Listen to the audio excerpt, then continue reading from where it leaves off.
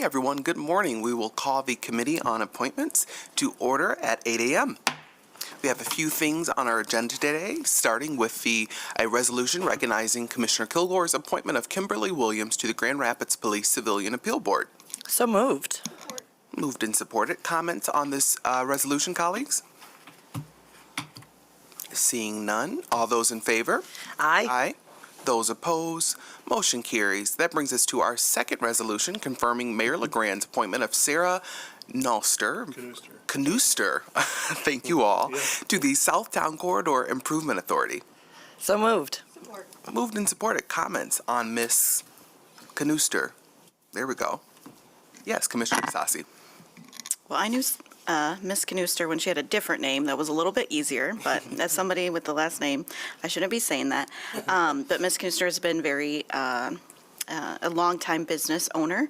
I don't remember how long she's been in Southtown, but her business, Mixed Staffing, has worked with a number of businesses to really work to get folks in employment and work with employers who are part of Second Chances and more supportive employment. So I think she would be a great addition to that body. Thank you. Thank you, Commissioner. All right, seeing no further comment, all those in favor? Aye. Those opposed?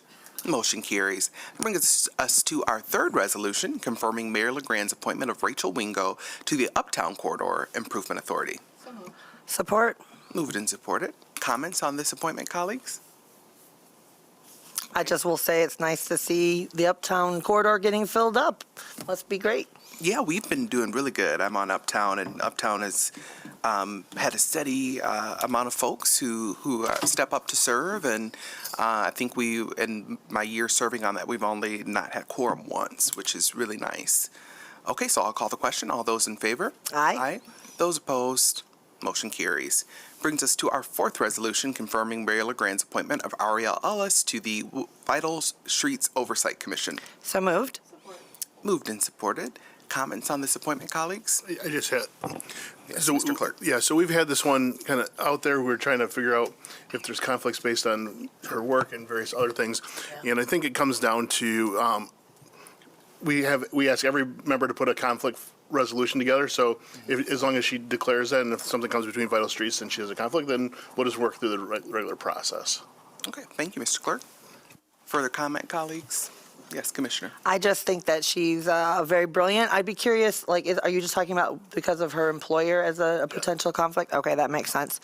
Yeah, I think she'll be a great addition if you can work that out, and it'll be good to have the Vital Streets fully staffed as well. Yeah. Okay, seeing no further comment, all those in favor? Aye. Those opposed? Motion carries. Moves us to our fifth resolution approving the City Commission's appointment of Nate Rowberry to the Vital Streets Oversight Commission. So moved. Moved and supported. I have worked with Mr. Rowberry in multiple capacities, and I really appreciate his service to community. He also serves as a member of the Grand Rapids Climate Coalition, so it'll be a welcome addition to this commission. Yes, Commissioner. I'll just, harken back. He's also on being appointed, even though it's a mayor appointment, he's a representative of WMEAC representation, which always feels good too, so. Awesome. Okay, seeing no further comment, all those in favor? Aye. Aye. Those opposed, motion carries. Brings us to our last resolution, approving the City Commission's appointment of Wayne, goodness, I am butchering, Jernberg. I don't want to butcher anyone's name. We want to make sure everything's okay this morning to the Grand Valley Regional Biosolids Authority. So moved. So moved. You gonna have him come up and defend his appointment? No. Moved in support, thank you. All right. Comments on this appointment? Do you accept? Right. Okay, being voluntold, right? Okay, all those in favor? Aye. Those opposed, motion carries. And Mr. Clerk, if you could guide us through a discussion on our current board and commission vacancy list. Yeah, so obviously we just got a few appointments done there, and I know that we have some others in the hopper as we're moving through. Everything is looking really good as far as filling vacancies. It shows Civilian Appeals Board, but everybody serves until their replacement's done. So commissioners are in the point of doing theirs. You had yours up today, so Yeah, so as people are working through those, so it looks like it's a lot, but they're meeting and they have a quorum Right. because people serve until they're replaced. Wonderful. And there were some resignations as well. Yep, so we had 2 resignations that, for this one, Nathan Henschel, regarding his resignation from Southtown, and Brooke Osterman from the Grand Rapids Housing Commission. Wonderful. Thank you very much, Mr. Clerk. Okay, further comments, colleagues? Yes, Commissioner. I know that we have our museum and art board, and there were some new PIFs that were brought to us. So I just put it in the email, but I don't know if the clerk got to see it because I don't know if you were copied in on that, but just weighing in on those that were sent in. And there were a couple that I would like to follow up with, but mostly I think there's a clear contender to lead the front pack of that. And do we want to say that now or just talk about it? Okay. I would say usually wait because we'd want to make sure they're fully vetted Yeah. before we put their name out there. It's just more of a courtesy to the applicant. Thank you. Thanks. Thank you, Commissioners. Okay, yes, Mr. Clerk? So let's talk about First Ward vacancy a little bit while we're here. So we have a process. We have 2 full well, I haven't fully reviewed them, but we have 2 applications that have been turned in. So we have another week. We have times on your calendars for the initial interviews, and then we have a time on the calendar for the full commission. So we'll be approving that at COW today to set those special meetings. So the process is working its way through, and then as soon as we have those in and I'll have them vetted, then we'll share them with you so you can prepare yourself for that interview on the 17th, April 17th. Yes, thank you, Mr. Clerk, and thank you to your office for the work on that. We're looking forward to that. And seeing no further comment, we will adjourn the Committee on Appointments at 8:07 a.m. Have a great day.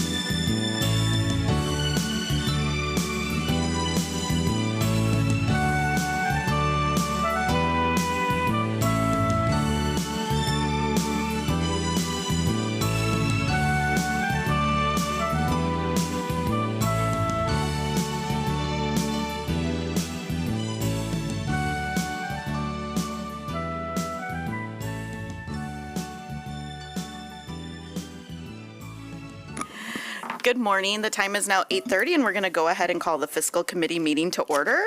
Happy St. Patrick's Day. Happy Tuesday. Nice to see you all. We have a number of items today, so we'll go ahead and get started. First is a resolution recognizing Meltrotter Ministries as a local civic organization. Do you have a motion? So moved. Support. Moved and supported. Mr. Strom, I see your name here, but I don't know if there's also a representative from Meltrotter? Sure, I believe they're here. We did attach the letter. I'd invite them to the podium. It's always a nice opportunity if you want to say anything about your charitable organization. We're recommending, there's a podium right here if you'd like to come up. You don't have to, but I think the commission and the committee would be happy to hear from you. We have done the due diligence on this to determine that they meet all the statutory requirements for a charitable organization. They've applied for a lottery license, and if you want to hit the button and introduce yourself to our fiscal committee, we're recommending approval of this item. Great, thank you so much. Thanks for letting us be here. I'm Pam Liggett. I'm the Director of Philanthropy at Meltrotter Ministries. This is Kim Snyder. She's our Community Engagement Manager. We are, as you know, the largest homeless shelter in Grand Rapids. We serve men and we serve families. And any given night, we have about 550 people that sleep in our building. Last night, because it was so cold, we expand shelter under those conditions, calling it Code Blue. So probably last night we had about 650 to 675 people. We do very robust programs in prevention and diversion in an effort to keep families stable and in their home and out of our building. Although we think that we do a really great job taking care of people, we'd like to have them stay in their homes. And we do a lot of work in the area of workforce development and housing. You may have heard of our tiny home community, which is the first one in the area. That's welcoming the first residents this month. Super exciting. We also have many programs that help people get soft skills, job training, job coaching, and a lot of technical skills training. So on average, we serve about 5,000 different unique individuals every year. We serve about 222,000 meals. And last year we helped 225 children stay in their homes through our prevention and diversion efforts. So we have a very large and broad menu of services, and happy to be in Grand Rapids for 126 years. Thank you so much. Thanks Thanks. for being here. Colleagues, any other questions? This is a pretty typical item. So I will go ahead and call the question. All those in favor? Aye. Any opposed? The item carries. Thank you, and thank you for your work.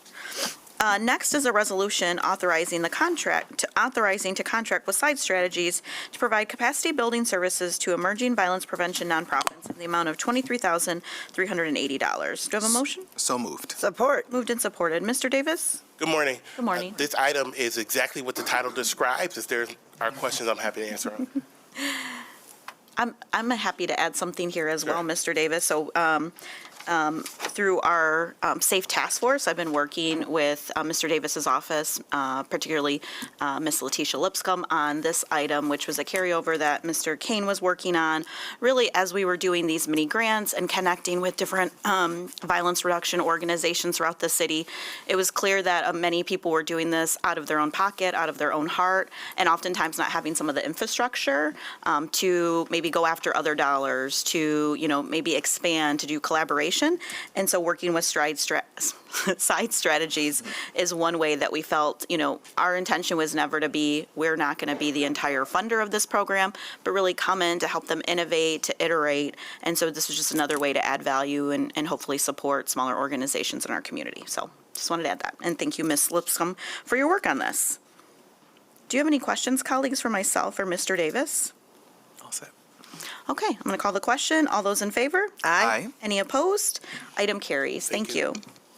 Item number 3 is a resolution accepting a $775,000 grant award and authorizing the execution of an agreement with the Michigan Economic Development Corporation, or MEDC, and 2 subgrants for the Revitalization and Placemaking 3.0 grant program known as So- REP.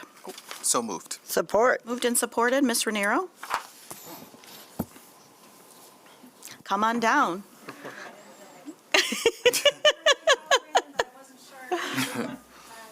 It's right there. Morning, thank you.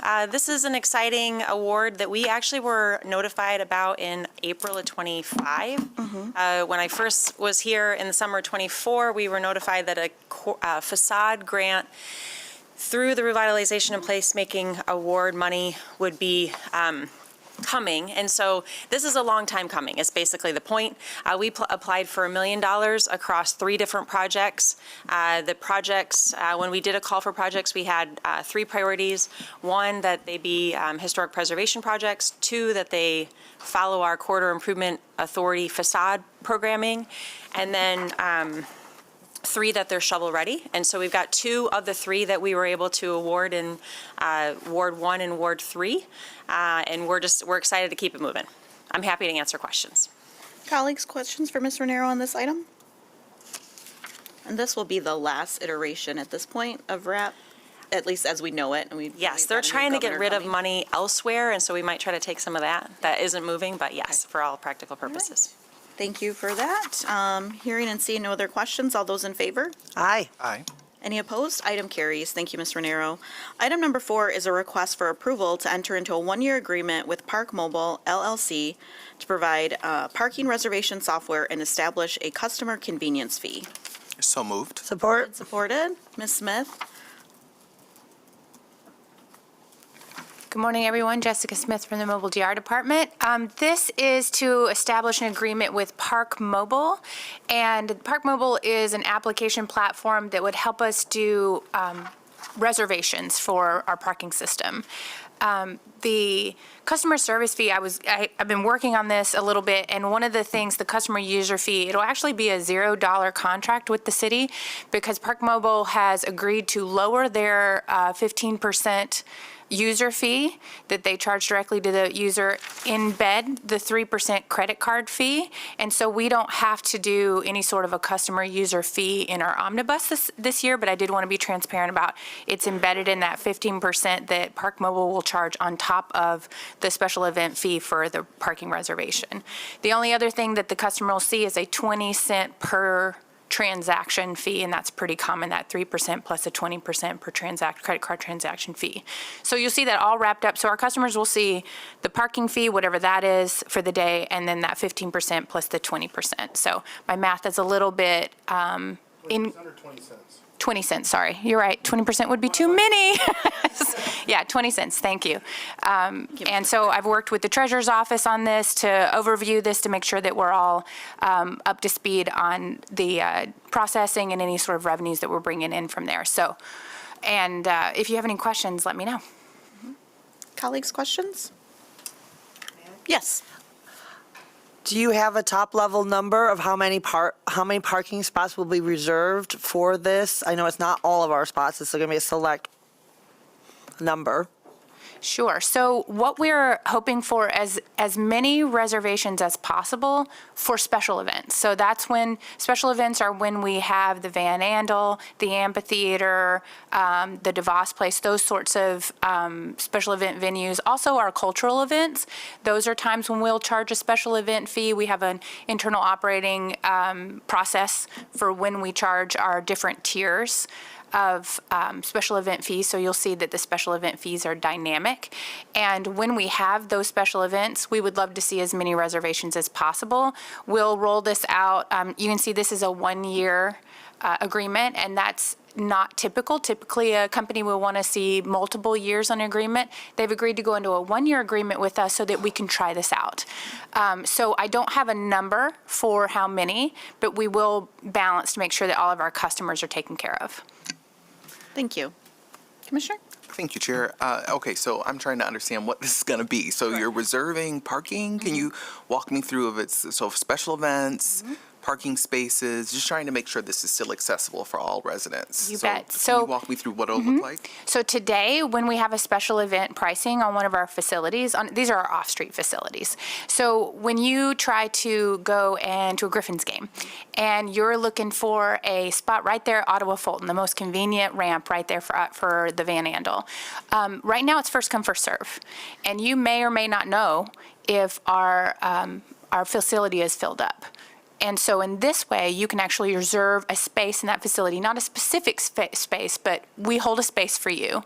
And when you get there, you show your code and you come on in and we say, there's your space at the wherever in the ramp. So that's what that would look like. And we want to do that on multiple facilities and try this out to see how that helps us manage demand. If we know how many folks are going to be in a facility, let's say we sell out a facility or we sell out 90% of it. We have so many, 90% is a bad number. There is a percentage that we will sell to because we want to remain, we want to keep our contractual obligations to our monthly parkers and allow them to have access where their contract, they have a little month-to-month, basically a lease that says you can access this facility. So we want to make sure that we're still serving those customers.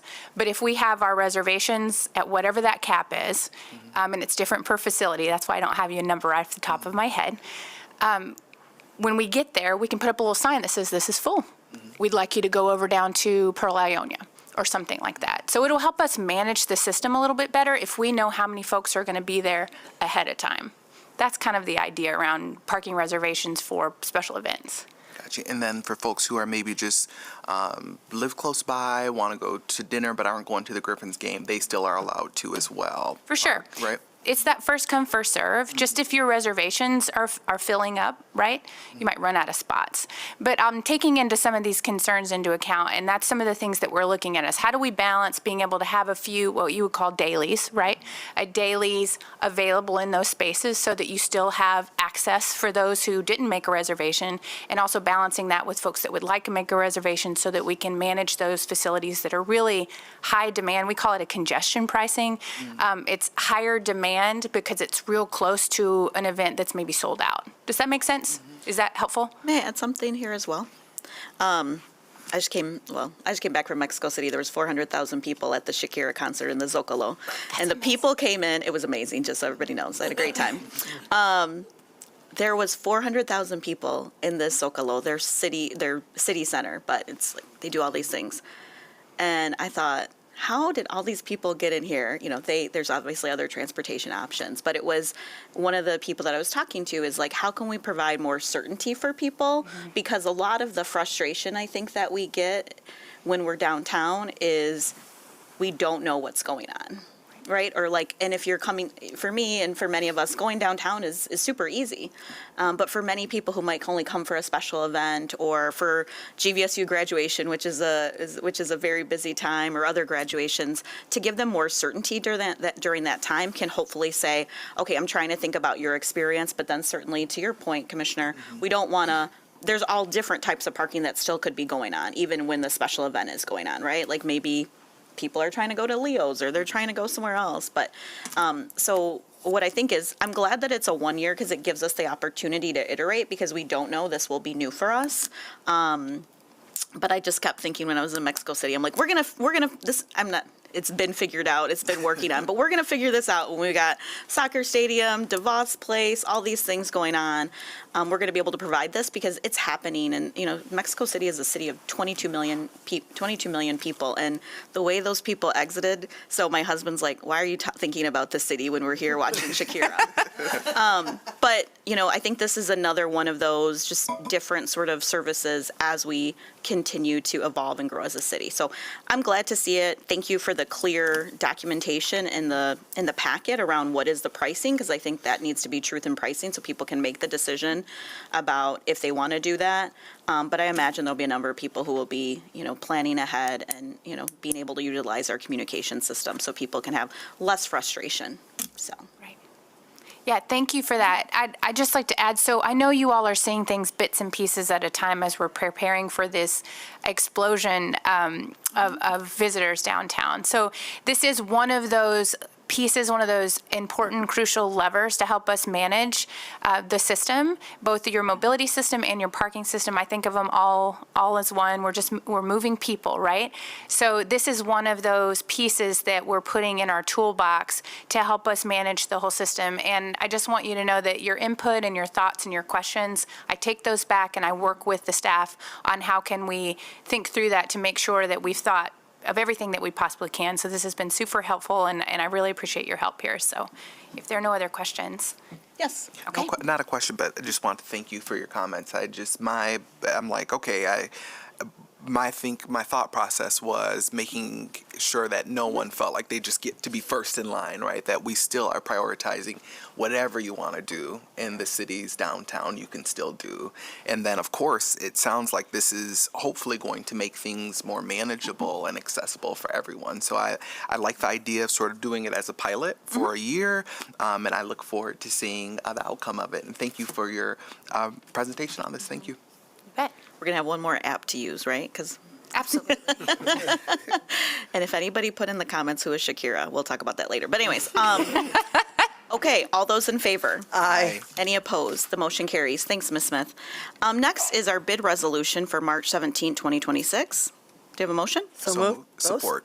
There we go. All right, there we go. And can I turn this over to Ms. Claren? Sure. Our bid list starts on page 15 of the packet for the public, but we just have 8 items this morning, all fairly routine. I will note in the Parks and Rec Department, we do have a mower and greens roller, which means spring is coming. So it's snowing outside, but, you know, we can have hope, so. Sure. Go ahead, Commissioner. Oh, thank you. So on the parks purchase of the lawnmower and the roller, I'm just curious. I know there's always a calculation and a trade-off. What was the decision-making for leasing it versus buying it? I am looking to see if we have anyone from Parks here today. Maybe Daniel Williamson from, Yeah, I was looking at the list, and there's always a trade-off with the Oh, pricing. you're all fighting over this. Yeah. And our parks director this is Laura coming. Claypool, our Parks Director. Thank you. Ms. Claypool? Good morning and happy St. Patrick's Day. Can you repeat your question for me, please? So my question was on the difference between choosing to lease it over buying it outright or financing it ourselves. Sure. So our model has historically been leasing the mowers, and that's just a model that helps us continue to do a good asset management for replacement of those mowers. The cost differential is minimal compared to the outright purchase, and with a pretty strict operating budget, it's just made sense to do that historically. Okay. Did you have a follow-up? So this mower must be really popular because my question is about this mower as well, too. Boy. A couple of years back, I think we've had a couple iterations about certainly, that, thank you for the reminder, but also just, am I saying this right? Like diesel versus electric and different things. So I know we kind of had, some of this conversation. I know this is specifically for Indian Trails, so it might have not. So Indian Trails, we went to electric mowers a couple years ago. There's a different funding model for that. It's an enterprise fund. They are significantly more expensive, probably 40 to 50% more for the electric mowers. That'll be something that we continue to explore as we, just watch our long-term funding. But the golf course is currently on electric golf carts. Still gas mowers. Okay. Yeah. Thank you for those reminders, because that was the hot topic for a couple of years. So, okay, so I think we've exhausted this bid list. I have one. Oh, I'm sorry. That's okay. We were piecemealing there for a second. I do not have a question for you. You're off the hook. The question is about the RSM services for the technology department. I think there was a slightly lower bid on the list, but I do see that in the commentary that there was, conversation about that this would be better, a particular process that they were going to put forth that made it better. And I just was wondering if you could comment on the scoring there. Sure. Thank you for your question. This is a professional services bid, and so the other bidders didn't have specific co-pilot implementation experience. RSM had several co-pilot implementations they were bringing forward. We felt that that was best for mitigating risk and helping the project be successful. Because there was one I thought that was like 50,000. This one's at 68,000. So there must have been just something in the experience or Yes. that they're bringing. Okay, I understand. Yep. We've also partnered with RSM in the past with our CFR process in 311. So we know what their service delivery is like, and felt that there was there was more confidence in them being able to deliver. Great, thank you. Thank you, Mr. Start. Thanks. All right, all those in favor? Aye. Any opposed? Item carries. Item number 6 is the Comptroller's Warrant Report for the period of February 10th, 2026 through March 2nd, 2026 in the amount of $55,740,619.02 and the monthly travel report. So moved. We don't need them. Oh, right, it's a Thank you. report. Thank you. You're right. Mr. Comptroller? Good morning. For the period referenced there, cash payments were released totaling approximately $55.7 million, which includes approximately $11.7 million for employee payroll-related payments and just under $1.6 million for income tax warrants. In terms of quantity, there were 4,450 income tax refunds issued and 1,686 accounts payable, checks and electronic payments issued. These funds were issued for payment by individuals not in the City Comptroller's office and not in accordance with the terms of the city charter. The second report that we have here this morning is the January fiscal year-to-date travel report. And that report is showing so far that we've spent just over $1 million on approximately $2.3 million budget, or about 45% of the overall budget. And that concludes both the reports that I have for you here this morning.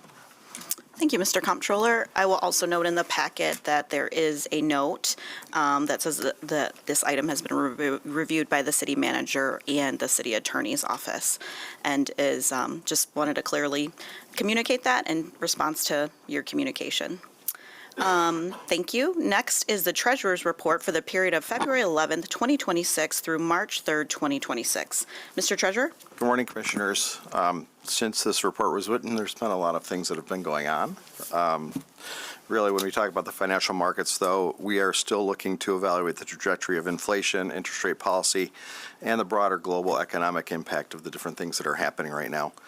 The Fed remains very cautious. They're still at 3.5% to 3.75%. It's not looking that there's any time soon that they're going to be changing interest rates, even with the change in Fed chairs, which again is going to be murky right now as it is, because the person who is nominated for that might face some headwinds of being approved. So that starts with the Senate Finance Committee before it goes to the full body of the Senate to be voted on for a new Fed chair.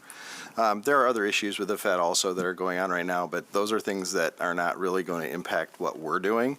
I want to point out that I do have a paragraph in here that really the key economic risks that we're monitoring right now are going to be the persistence of inflation. They still want to see that driven down closer to 2%. There is headwinds, not really headwinds, but in easing in the labor markets. They seem to be pretty strong right now, but again, data coming out of different organizations has been kind of sporadic. And so we're really looking to have more balanced, more accurate, more reporting coming out from the Bureau of Labor Statistics that actually support some of these things that are going on. The energy market obviously is volatile right now with the Straits of Hormuz being closed down and some of the things going on in the Middle East. We are seeing those oil prices going up, and we're seeing it at the pump, right? This is our pain point, is we're seeing this type of action at the gas pump. Commercial real estate stress is out there right now, particularly within the office markets. We're really seeing, there was a report I saw out of Chicago where you were seeing buildings that sold for $40 million 10 years ago are now selling for $12.5 million. And so now you're seeing some really commercial real estate stress right now. So we want to probably pay attention to that in our own market as we're trying to bring businesses downtown or have offices open up. And the commercial real estate vacancies that we might be experiencing in Grand Rapids, that might be something that we're going to see more prevalent in our community. And obviously global trade tensions are out there, especially with the U.S. and China. Trade imbalance, as well as the fact that so much of the oil coming out of the Middle East and the Straits of Hormuz is roughly, 25 to 30% of China's demand. So, right now, that's going to be a pain point right now that we're waiting to see how that's going to develop. But as we look at our portfolio, we are at $712 million, and we're at 3.25%. Again, our portfolio is highly rated. It is the bulk of the monies are in U.S. Treasuries, U.S. agencies, and municipal bonds. as well as other very, very short-term liquid investments that we can get our hands on the money whenever we need to. So just so you know, we are prepared. We're earning a great interest rate, but we're also prepared and flexible that should the need arise or should something happen in our community, we're prepared to act.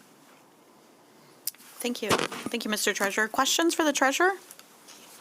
I would just say, thank you specifically for noting, I saw again, I'm not on Instagram all the time, but it was like, hey, gas, what were you like in the 90s? Because, gas prices were, so elevated, especially, I think, in other parts of the country. But particularly your comments around the commercial real estate, I think, are really key.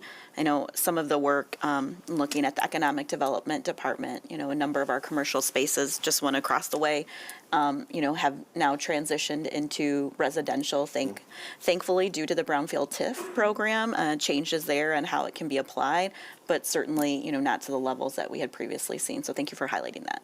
Thank you, I Commissioner. mean, it's not good, but it's good to know. We have to keep our eyes wide open, right? absolutely. And that, the sooner we can talk about it, the sooner we might be thinking about plans to fix things or other creative ideas to navigate those positions. Yes, yeah. That is what we count on you for. So, all right, with that, it's 8:55, and we're going to go ahead and adjourn. Next meeting is at 9:15 for community development. Thank you.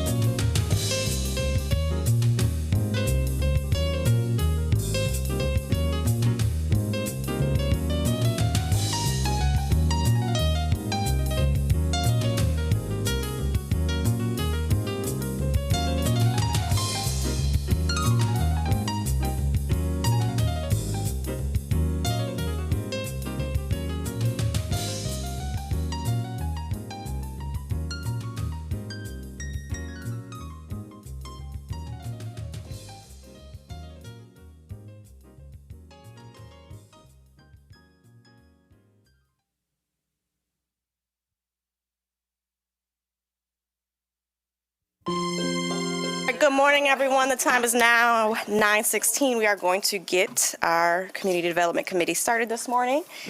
Great to see you all.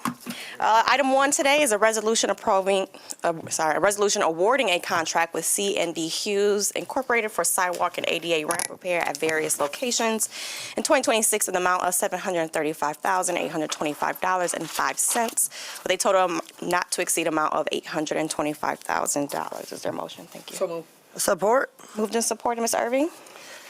Yes, this is our reported deficiency contract. So we have our systematic contract to fix sidewalks. This is when someone calls and there's a concern or a trip hazard, and we go out intentionally to inspect and remediate those deficiencies. Wonderful. Any questions, colleagues? Seeing none, all in favor? Aye. Motion carries. Item number 2 this morning is a resolution awarding a contract with Catskill Remedial Contracting Services, Inc. for improvements to Kenosha and Placer Creek trails in the amount of $306,208.95 with a total not to exceed amount of $590,000. So moved. Support. Moved and supported. Ms. Irving, did you want to share more information on this one? Sure. This project, they'll be self-performing all of the work. This is tied to some erosion that was noted along Plaster Creek about 7 years ago. It has taken time for design and also permitting through Eagle and U.S. Fish and Wildlife. So we're excited to get this done and the bank stabilized. Absolutely. Do you know how long that will take? It is about $250,000 project, so we're probably talking 3 months. It's probably a season. Thank you. There is no more questions. All in favor? Aye. Any opposed? Motion carries. Item number 3 this morning is a resolution awarding a contract with Nagle Construction, Inc. for traffic calming at various locations, 2025-1. I might need some, what does that signify, 2025-1? Disregards a typo. It's referencing a certain contract. Okay. Okay, at various locations in the amount of $258,200.50 with a total not to exceed amount of $450,000. Is there a motion? Moved and supported. Any comments on this, Ms. Irving? Sure. These are several traffic calming measures being implemented through Mobile GR. There are 5 of them in the 2nd ward and 4 in the 3rd ward. There are also some bulb outs. These are all focused on safety for all users and slowing traffic in areas where there have been speeding concerns and complaints that have been followed up with Mobile GR. Wonderful. How do you all go through the process of prioritizing which intersections or areas? I know this is a big question for a lot of folks. Could you talk a little bit more about how you get to this point? Sure. And I anticipate, because we've had this question a lot and you all are really diligent, and I wanted to make sure that I brought you the fellow that does that work. So this is John Bartlett. He's our city traffic engineer, and he's going to help you out. Mr. Bartlett, nice to see you. Good morning, Commissioners. Nice to see you too. So this is sort of a 2-part answer. So this project before you today is a combination of things that came from our previous iteration of traffic calming. So neighborhoods came to us with concerns about speeding. We implement certain easy to implement solutions such as speed humps and things like that with an on-call contract. So those kind of happen as we are available. These types of designs require more engineering to make sure drainage and grades at intersections are maintained, so they go through our engineering department. So this is sort of a combination of the last 2 or 3 years of these intersections where we determine neighborhood traffic calming or neighborhood traffic circles are necessary, put into a package to save costs for economy of scale, and that's what's before you today. In terms of prioritization of projects, we are trying to transition our neighborhood traffic calming program into a proactive program. So we've got a new evaluation criteria that looks at what we are calling neighborhood features. So proximity to bike facilities, proximity to sidewalk, proximity to elderly housing, schools, parks, things like that, as our first look at where neighborhoods would benefit from traffic calming or lower speeds, and not just using existing speeds and counts as the first or as the only criteria that we're looking at. So from that project, we would again rank all the neighborhoods in the city, and then we would go to those neighborhoods with potential solutions, get feedback from them, alter the designs, and then be bringing projects to you in that manner. And then currently that program would anticipate doing the top 2 streets or neighborhoods within each ward each year so that you would see a balance of those traffic calming funds being spent in each ward. That's an exciting transition to be more proactive with that. Thank you so much. Yep. Do you have an idea of when that initiative will roll out? Or that We should be, so we've been collecting data and we've got that scoring matrix sort of in place now. And so we should be going out to those first 6 neighborhoods this spring. Wonderful. Any other questions from the dais? Commissioner Belshak? I'm curious, this is like an engineering question, I think, more. There's been some discussion around bulb outs in general. What are the alternatives if we didn't want to heavily engineer our streets, but wanted to do something that was maybe more flexible? So the bulb outs serve 2 purposes. They define the parking area, right? People park in behind the bulb outs. And they also shorten the crossing distance for pedestrians. We see a lot of areas within the city where people are parking illegally, essentially, too close to intersections. They're not staying the proper distance from crosswalks. And it gets very dangerous with people having to step into the street and peek out around cars, right? And it's very hard to see pedestrians. So alternatives to the bulb outs, we have a lot of streets right now that do not have those, right? And where they're more open. We have some areas, neighborhood streets, where we can narrow the streets and the crossing distance is shorter. But part of it too with the bulb outs is it makes it clear to people areas where they cannot park. And I just think a lot of people don't have the education and don't understand the municipal code. I don't think there's necessarily ill intent.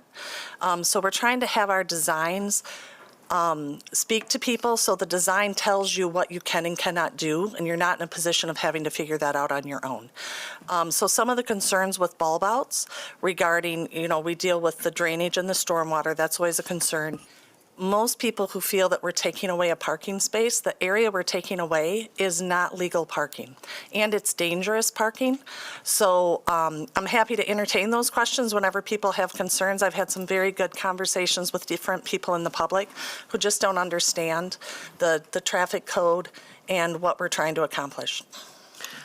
So in the design, as we think about bulb outs, what would be the solutions if we wanted to also consider ADA compliance or bike ramps and things like that? On the street level? Within the bulb outs? Yeah. Yeah, so if we're gonna have bike lanes, then those are incorporated in the design with the bulb outs. So we're not necessarily putting bikes through the bulb outs, because typically those are defining parking, and the bikes aren't riding in the parking lane. So that doesn't necessarily come into play where we have intentionality with specific bike lanes. We don't put a bulb out into the bike lane.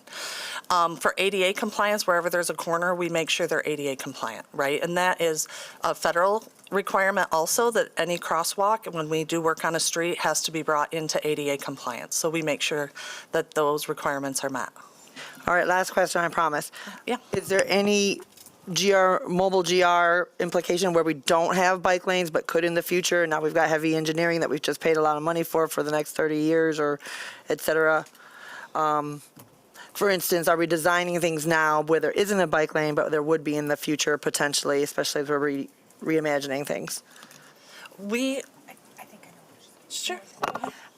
I just jump in real quick. I think that when I hear you talk about bulb outs and then you start talking about bike lanes, I think I know what you're getting to. Let me see if I can explain this.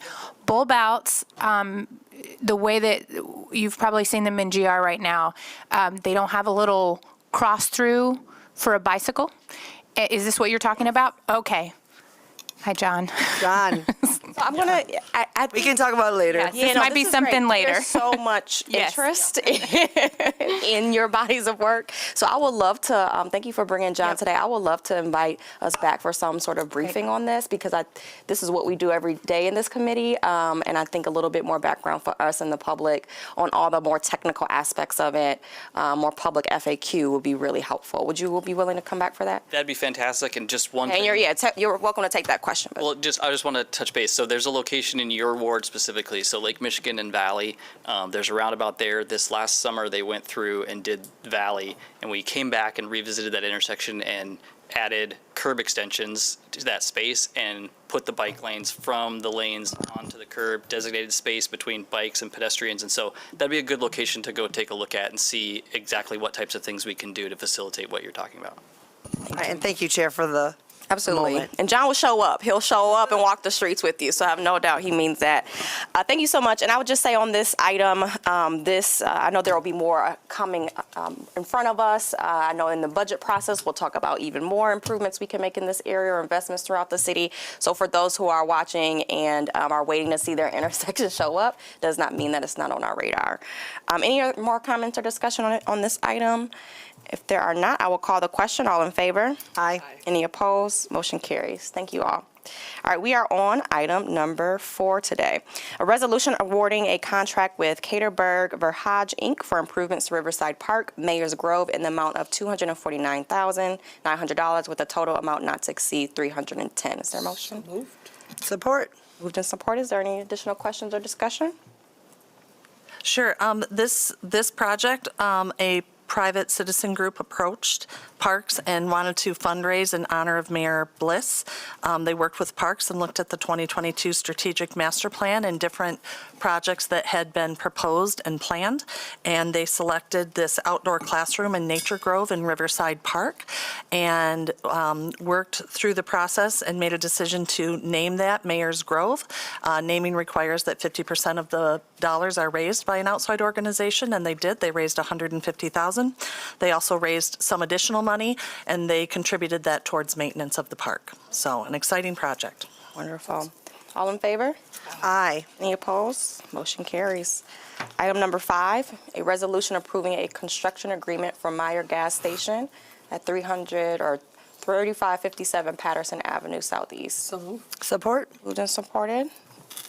Ms. Irvin, did you want to add anything on this one? Sure, this is a simple private development where the 16-inch water main has to be moved for grading.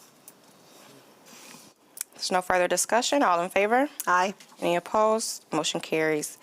Item number 6 is a resolution approving a construction agreement and a cost-sharing agreement and accepting 2 sidewalk and public utility easements and 3 public utility easements for Pleasant Hills development. Support. Moved and supported. Just a quick explanation, both this and the next one, so we don't have to do this twice. These are both in support of the Eastern to Ann Grand River Trails East and Consumers Energy. We needed some poles moved. This first item is moving them into an easement owned by the city. The second item is moving them onto property owned by the city and working in collaboration with them to support our trail project. Any questions or discussion? Seeing none, all in favor? Aye. Any opposed? Item 6 carries. Item number 7, companion item, is a resolution approving a consent of easement holder at 150 Ann Street Northwest in connection with Eastern Railroad to Ann Grand River Trails East. Support. Moved and supported. Is there any further discussion? All in favor? Aye. Any opposed? Motion carries. We are on number 8. A resolution granting a utility easement at 60 Ann Street Northwest in connection with Eastern Railroad to Ann Grand River Trails East for a nominal consideration of $1. Is there a motion? Support. Moved and supported. Ms. Irving? Is there anything? This ties to the other easement. We're ready for the next item. Oh, sorry. That was, it's 3, okay. Yes. All right, all in favor? Aye. Any opposed? Okay. Number 9. This is the last one. Yeah. Number 9 is a resolution approving decertifications from the city's local street system, a 2025 Act 51 street system report. Is there a motion? Support. Moved and supported. All right, Ms. Irving. Yes, this is an annual requirement with the state of Michigan where they track our streets that are eligible for Act 51 dollars. And we also track those and we resolve between the 2 maps to make sure we're properly certifying roads that are still there. We have roads that we vacate. Sometimes we have new roads that are added. So this is the normal annual report. So question just in terms of practicality, after we submit this report, so we, no new streets were open, we had a net decrease of 0.63 miles. How does that equate to kind of people's everyday? Does it really impact anything from a practical way, funding way? It does not. Yeah. It does not. I think so. All right, any other questions or discussion? Hearing none, all in favor? Aye. Any opposed? Item number 9 carries. Item number 10 is a resolution setting March 31st, 2026 as a date to consider an ordinance rezoning of 3113 Plaza Drive Northeast from the Neighborhood Office Services to the Modern Era Neighborhood Mixed Density Residential Zone District. So move. Support? Moved and supported. Are there staff to speak? Ms. Tur- I am. Thank you. Thank you. Tyler Ken, Assistant Planning Director, City of Grand Rapids. Good morning, everyone. Good morning, Commissioners. The project in front of you this morning is a request to rezone the property from NOS to MO and MDR to facilitate roughly 30 new units of residential development. The property is currently utilized, or at one point was utilized by what was called Hubba Tubba, which was a hot tub kind of space that was then converted into a brewery at one point. And it's kind of used, its useful life has been limited. So we're excited to see potentially 30 new residential development or residential units placed on this property. With the overall site, the MON district would allow for some additional height, up to 3.5 stories. Right now, it's allowed at 2.5 stories. Because the site is constrained by an easement on the front portion of it, there's a cell tower just on the west side of it. It's limited on the amount of space available for the units. So that additional height would accommodate those additional residential units. Thank you for that background. I think Commissioner Knight was excited about Hubba Tubba. Do you have any questions, Commissioner? No, any questions? I have a question, and this can be addressed when we do the hearing too, but since we're just setting a date for this, but there was in the notes something about if it wasn't zone changed, there was like, it was confusing because it said 43 units could be built there, but then, so I don't know if that was a typo, and then, or if it stayed, so if it stayed as it is. What's the additional amount of units? The additional, it's 24 units that's proposed on this. Okay, maybe I read it wrong then. So it's 3 stories, 24 units. So that additional height would give them those additional units that currently under the existing zoning designation wouldn't allow for that additional height, limiting the number of units. Okay, thank you. Thank you. Commissioner, just to clarify, it's not a public hearing. The next meeting would be to consider the ordinance. Okay, thank you. Just want to make sure we're clear on that. Thanks, Clerk. All in favor? Aye. Any opposed? Motion carries. We are on number 11. Resolution scheduling a public hearing for March 31st, 2026 to consider an obsolete property rehabilitation certificate pursuant to PA 146 of 2000 for the Gideon Project LLC at 801 Oakdale Street Southeast. So move. Support? Moved and supported. Ms. Raniera. That's me. Yeah. Thanks, Chair. I haven't been in the middle in a while. I'm usually just looking one way. Yes, we'll give engineering a break for a second here. Yeah, this item is coupled with item 12, which is the district. So we got a district and certificate public hearings. This is for a project at Oakdale and Eastern, which is kind of fun to talk about because about 6 months ago, we went on an emerging developer tour with community between planning, economic development, and Office of Equity and Engagement, and this project was on the tour. So anyways, it's fun to see it come in. This is the rehabilitation of 4 connected commercial properties by creating 2 main floor commercial spaces, a community space, and 2 second-story apartments, one of which will be rehabilitated and made available at a rent level attainable to a household earning 50% area median income. The total construction costs are roughly $2.1 million, with $423,000 dedicated to inclusion plan goals. This is typically a base year, 10-year base term. There's an extra year granted here for 11 years because of the housing component. And that's all I have to say. I'm happy to take questions. I am really excited to see this come before us. This is going to totally change. This is about a fourth of the district at Oakdale and Eastern, and is really going to change the look, the feel of that district and support our goals of revitalizing our corridors, particularly with local owners and local developers. So really excited to see this. This property came, or this project came before the Southtown CIA. We were able to award a facade grant. So there's been a lot of folks working to make this happen. So thank you to you and your office for being part of that. Are there any additional questions from the dais? I would, Chair, if it's all right, I just want to highlight, you mentioned the 50%, but I was very struck that this is, the other one's at 80% AMI. So this is an emerging developer taking advantage of our program, and they're interested in revitalizing their neighborhood and building what we would like to think of as more attainable housing in both units. So that's, I think, very admirable. Absolutely. All right, I'll call the question. All in favor? Aye. Any opposed? Motion carries. Item number 12 is related. It's a resolution scheduling a public hearing for March 31st, 2026 to consider the obsolete property rehabilitation district pursuant to PA 146 of 2000 for the Gideon Project LLC at 801 Oakdale Street. Is there a motion? So moved. Moved and supported. Any additional questions, colleagues? If there are none, I'll call the question. All in favor? Aye. Aye.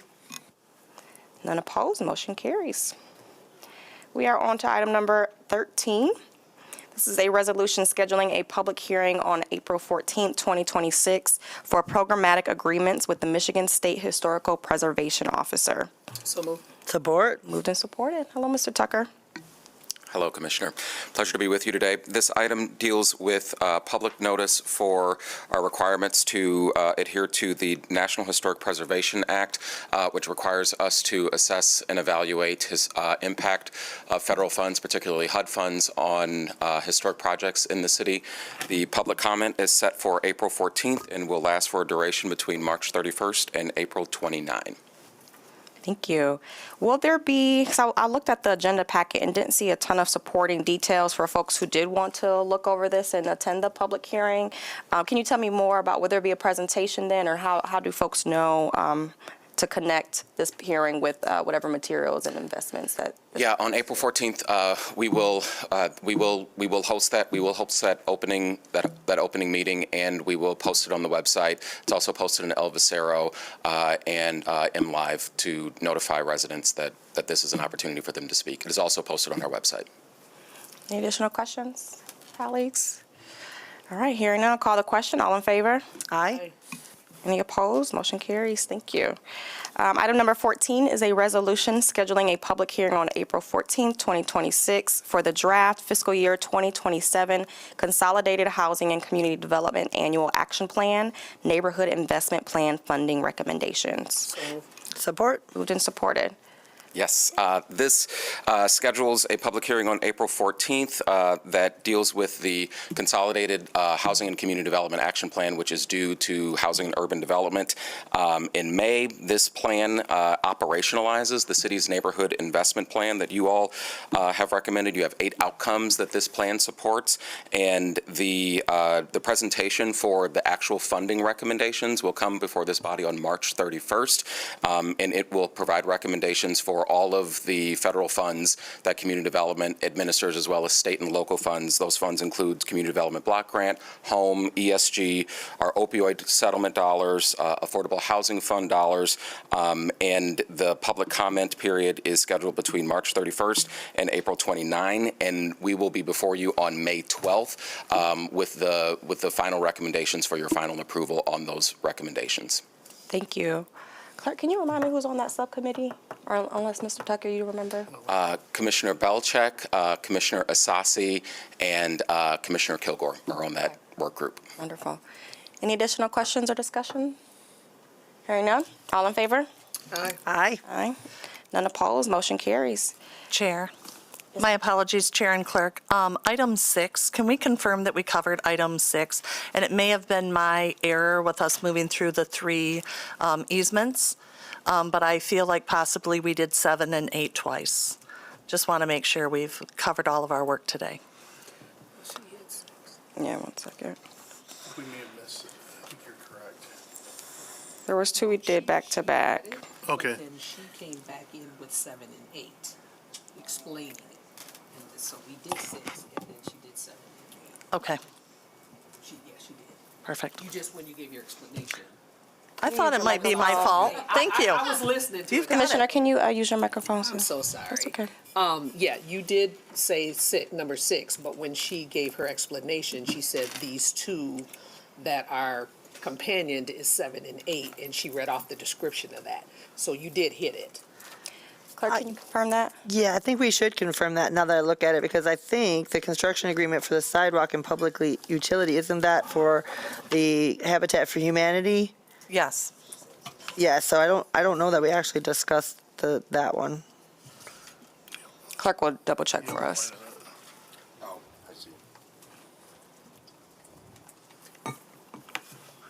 We were going fast. She read it out. Yeah. She gave the descriptions for 7 and 8. Yeah. All right, we'll check that, and then if we need to go back, we will. If not, then we will adjourn. So we'll give 1 second for clerk to confirm that.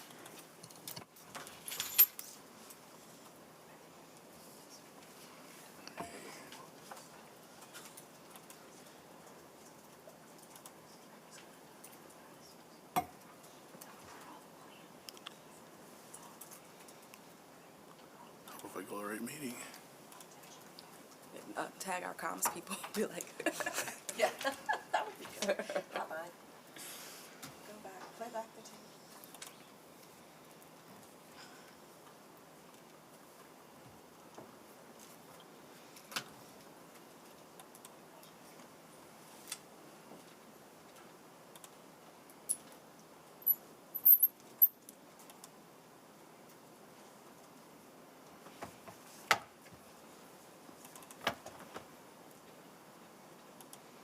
Usually, it'll say right here after you uncheck that.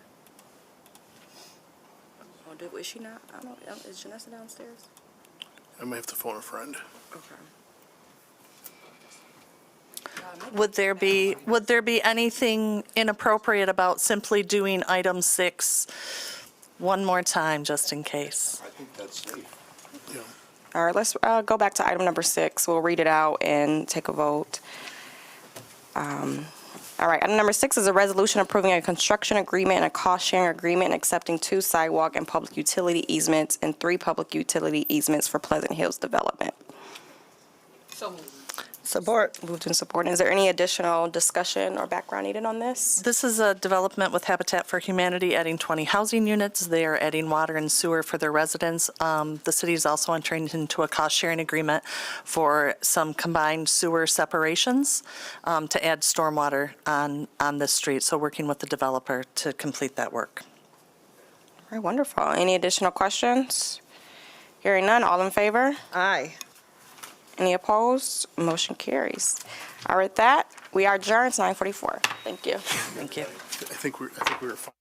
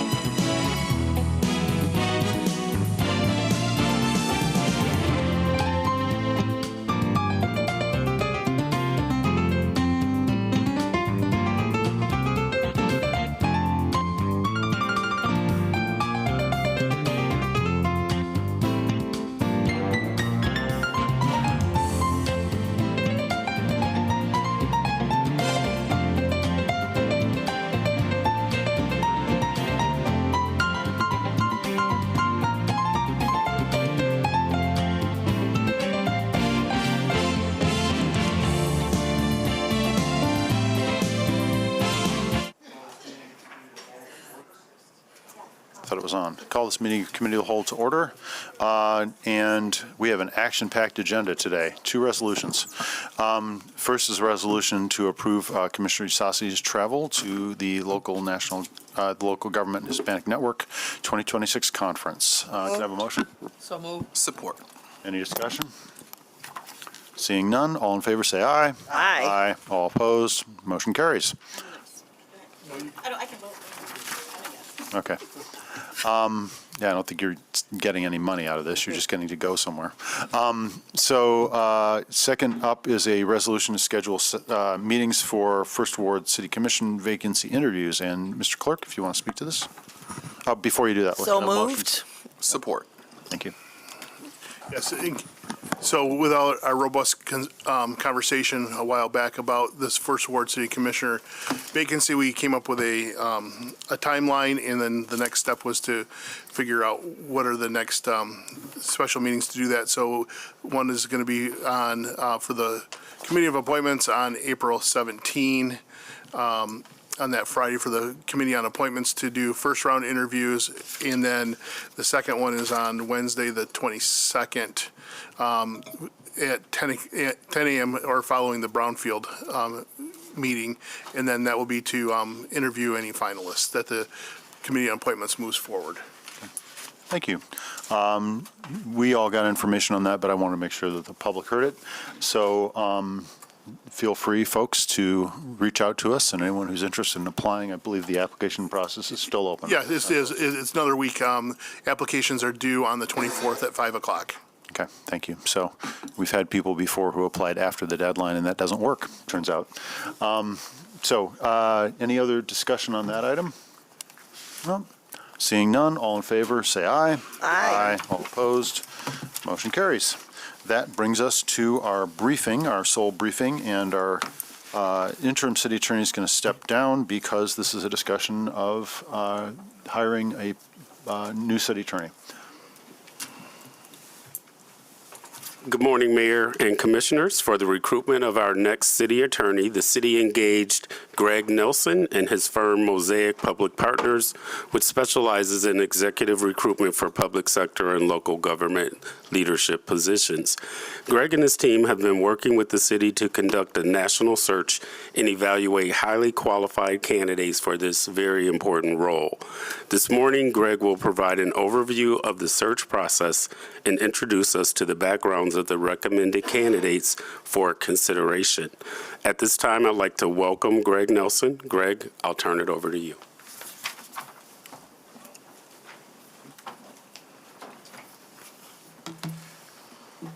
Thank you, Obel, and good to meet you all again. It just seems like it wasn't that long ago when I was here meeting you for the first time. That was back in November. And we are midway through the search where this is the opportunity for us to see who the candidates are in consideration and then discuss through next steps. So just to recap, that was back in November when we kicked off the search with a series of meetings with each of you, with the law community, with stakeholders in the broader community, and also employees in the law department were offered an opportunity to submit information via survey, and there was a community survey as well. And all of that input helped shape the candidate profile that we used to market the position. The position was open on January 12th and closed on February 23rd.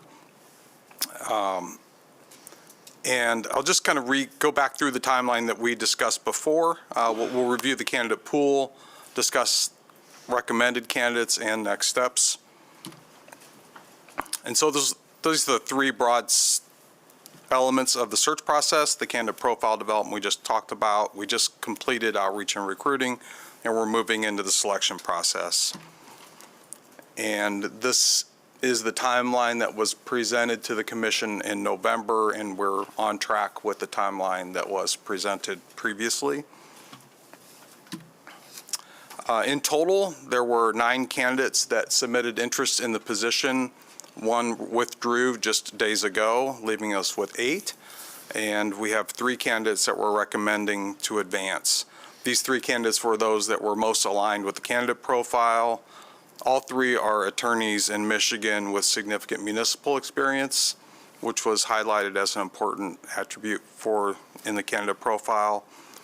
Two of those candidates are internal candidates. One is an external candidate. We did outreach, advertised nationally through advertising sites that are designed to not only attract people with the right experience, but also to help increase the diversity of candidates in the pool. And I just mentioned local government Hispanic Network was one of the sites that we had advertised with amongst several others. I just noticed that on the screen earlier. And we made personal outreach to candidates in Michigan and the surrounding states in the Midwest, over 200 candidates, and 9 were the number that had applied. And that one that withdrew was also an external candidate. The first candidate that I would want to introduce to you that we're recommending to move forward is Matthew Cross. Matthew's a partner at Cummings, McClory, Davison, Acho. It's a firm that has several offices in Michigan, also in New York and California, but they do also have an office in Grand Rapids, and he's based in Traverse City. He's a West Michigan native and has 13 years of experience, 7 to 8 years of local government experience, perhaps a little bit more than that even. And working for municipal firms, attorneys are exposed to many clients rather than having a single client. They have several clients and of different types, cities, counties, special districts, and so on. And that can offer a lot of broad experience. His experience is primarily both in litigation and general representation, and he's had supervisory experience, which was also highlighted as a desired attribute. He got his JD at Wayne State University in Detroit and has an undergrad from Ferris State University. And that is Matthew Cross. The next candidate is an internal candidate, and Sarah Hartman is the Director of Legal Affairs in the Litigation Division in the Law Department. She has 19 years of experience with 8 years of local government experience, so some private sector experience prior to her work in local government. And that experience includes both working with the City of Grand Rapids and firms that serve public agencies. Her experience has been in litigation, and she also has experience supervising attorneys and legal staff. She received her JD from Thomas Cooley Law School here in Grand Rapids. And the third candidate that we're recommending is Philip Strom, and Phil is the Deputy City Attorney currently serving as the Interim City Attorney. He has 17 years of experience, 15 in local government, both for cities and counties in Michigan, and his experience includes both general representation, prosecution, and a brief stint as a county administrator. Included in that is 8 years of supervisory and management experience. Phil also received his JD at Thomas Cooley Law School.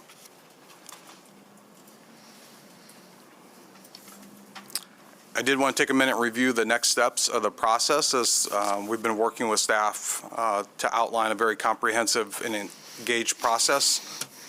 Our plans that today to release not only information about the candidates moving forward, but also to provide a survey opportunity for the broader community to help highlight topics that should be discussed in a public forum with the finalists. That public forum is going to occur on the evening of March 30th, open to anyone in the community, and based on the survey results, the questions will be tailored to address those topics that were deemed most important to the community.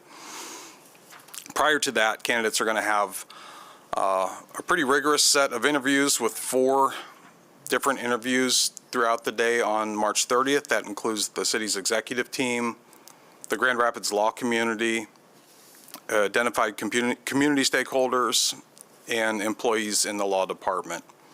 And the results of those interviews will be collected and feedback will be provided to the City Commission, along with to help inform the commission as well as the public forum feedback. Those interviews with the City Commission will be on Tuesday, March 31st.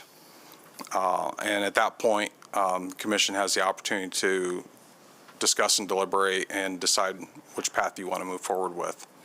And that all sets us up to meet our goal of having an appointment in April as on the original timeline. And I'm happy to answer any questions you may have. Great. Colleagues? Commissioner Belcheck. You mentioned a public survey. I see the public forum on your timeline. Is that a public survey that's available to the entire community online?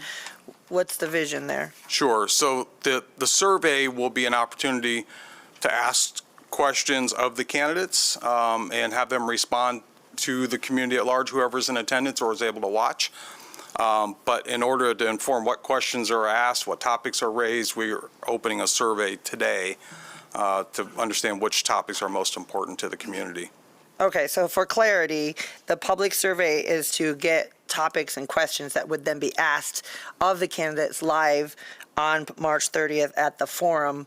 And I just heard you say something, it might be televised or, on YouTube or what we normally do with our communications. I'd have to link to the city staff on that component. Or is that like you have to be in person? No, it will be, it's here. So it'll be live stream. Okay. And you are correct, Commissioner, on how the survey informs the event. Could you speak a little bit to your efforts to make sure we got a diverse pool here? Because we all see the three finalists, but if you could go through that process a little more. Yeah, thank you, Mayor. It's always a goal. It's always a goal of ours, and to try to have a diverse candidate pool. And it starts at the beginning in where we advertise and where we outreach and making sure that we're advertising sources that are designed to improve the diversity of the pool. And we did. And then also making sure that our outreach is to candidates that are diverse and encouraging them to apply. And I will tell you that we had two very highly qualified candidates that were diverse and interested. One nearly submitted and one submitted and withdrew just days ago. So that element was not without effort for sure. Thank you. Any other questions, colleagues? Commissioner Sassi. Thank you for the overview. It feels like we were just kind of starting this process and saying, oh, it's not going to be fast enough, but here we are, and we've got all these things planned. So thank you for the work. Thank you for asking that question, Mayor. I know that was an important question as we prepped for all of this a few months ago. And, we kind of talked about what is the realistic, reasonable recruiting area. Obviously, somebody with that specific municipality experience. And for me, Grand Rapids is the best city in the state of Michigan, but we're also uniquely positioned. We were at a conference last week, and, Detroit wasn't necessarily in the room because they're so much bigger, but we are also standing a lot bigger than other cities in this community, too. So I think that's also important. I'm glad that, that's highlighted a bit. What are these I think DC Baker, you and I were just saying, it's like, it's the biggest middle-sized city. And so we just have a lot of unique and complex things that, stand out to me, Grand Rapids, even compared to, just the cities that are around us. So I wanted to highlight that. I also want to say, I've heard from some people who they've been reached out and they, feel happy that they're going to be included, in this community engagement work, sharing their thoughts because, sometimes we only see maybe when Ms. Hitchcock was up here and the things that happen, but there's so many things that happen behind the scenes. It could be litigation, but it could be also working with other entities, a lot of internal work as well. So I just wanted to say thank you for that. Thanks for those questions. And then I think my last question was, did you hear anything from candidates sort of in that application submission process about things that they were surprised about in terms of Grand Rapids. Maybe they didn't know something about us, or things that they had caution about applying, or just anything that would help us to refine how are we, we've contracted with you, so I want to get all of your knowledge out. But what else might have been shared or said about maybe not so much the position, but about the city of Grand Rapids, and things for us to be aware of, or things to know as we move forward, and I'm sure many other processes, things to be mindful of. Yeah, thank you for that, Commissioner, for the comments and the question. I think that to answer the first part of your question, in really all conversations, Grand Rapids was seen as a positive move. I didn't hear any concerns about Grand Rapids, about any reason why people would not want to be interested in the role. On the challenge side, the most obvious challenge is just the nature of public processes like these in the state of Michigan, in that people have to be on the screen to be considered. They have to be discussed. They have to be in the media, and that creates a substantial element of risk for people and their current employers. It's a trade-off for transparency in government. It's something that we just we've recognized we have to operate in that environment. In some other states, that's not like that, and we see higher levels of participation because people are able to compete confidentially. That's just not the case, and we can't change that. Sure. So that is what it is. We also have, a dynamic of having a candidate that is in the interim role, and that can present a challenge for some people, just worrying about their potential success in the effort. Thank you for sharing that, and that's a good point to say thank you. Obviously, we have our internal attorneys here. Thank you both for putting yourselves in this public process. It's not always easy, and for the third candidate, just to make those decisions. So that's a really good point that I'm glad you highlighted. Thank you. Thanks. City Manager. Yep. Thank you, Mayor and Commissioners.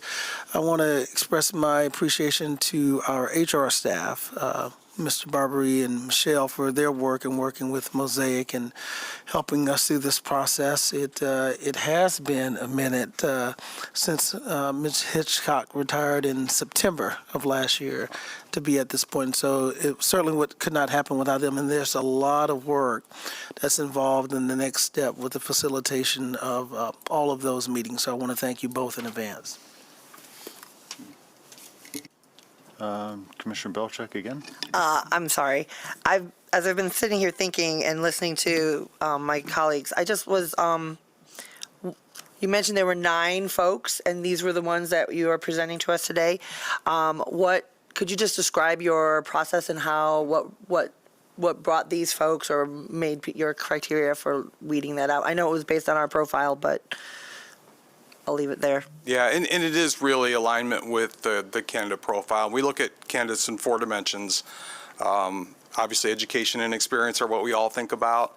We also look at risk. There's a number of risk factors for, maybe some candidates have moved around a lot and have not been reliable or had long tenures. Maybe there may be media that with some candidates that is troublesome or concerning. There's a lot of risk factors that can be attached. And then there also are some subjective qualities too that, we all know are important in leadership roles, leadership style, presence, and so on. In this particular case, it was really alignment with education experience were the primary factors. Thanks. Mayor, I neglected to remind the commission, in addition to your interviews on the 31st, I believe there was agreement to have a date on April 1st as a backup in case more deliberation or discussion was needed. So that should be on your calendar.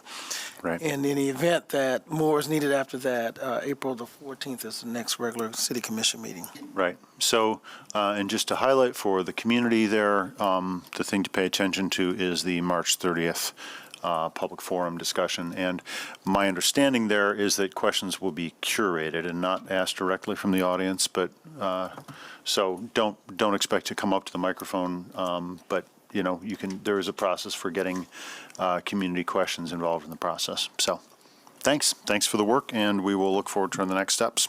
Thank you, Mayor. And just in closing, I did want to say 2 things. One, I wanted to just really highlight for everyone how much of a heavily engaged process this is for the role of city attorney compared to other cities. We do this work across the country. Oftentimes, the role of city attorney is a position that's in the background, and most people in the community don't even know who the city attorney is. It's not typically a prominent position. It's not one that typically has a lot of engagement. And so really kudos to the city of Grand Rapids and the commission and the staff just for making this an engaged process. And I also wanted to just echo my compliments to Ovell and Michelle. They've been great partners in this and have been super helpful.